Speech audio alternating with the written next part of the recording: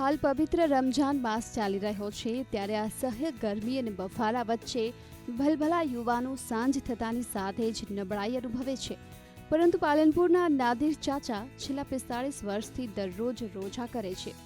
75 વર્ષીય નાદિર ચાચા યુવાનીમાં હીરાના કારીગર હતા, જેથી તેઓ 14 વર્ષ સુધી એક પણ રમઝાનમાં રોજા કરી શક્યા ન હતા, જેના પગલે 30 વર્ષની ઉંમરથી સતત આજ દિન સુધી રોજા રાખીને અનોખી રીતે ખુદાની બંદગી કરે છે।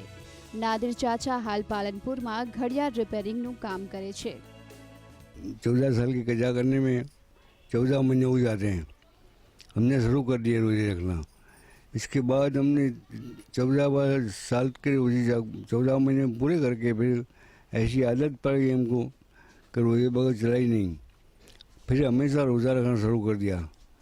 लगभग 44-45 वर्ष तक रोजे रखे ही गए।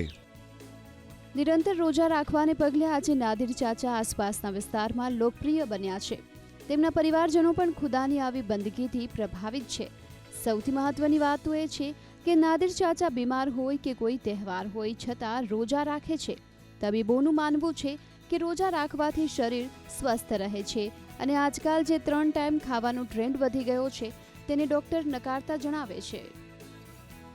ये मेरे दादाजी है और ये 24 साल की उम्र से रोजे रखते हैं और आज उनको रोजे रखते रखते 48 साल हो गए हैं।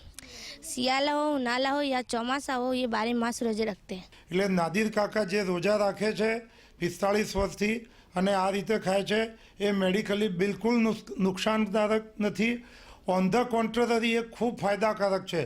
છેલ્લા રિસર્ચ પ્રમાણે મેડિકલ સાયન્સમાં સાબિત થયું છે કે માણસ રૂટીન કરતાં 30% જેટલી કેલરી જો રોજ ઓછી ખાય તો તેના આયુષ્યમાં સારો એવો વધારો થાય છે।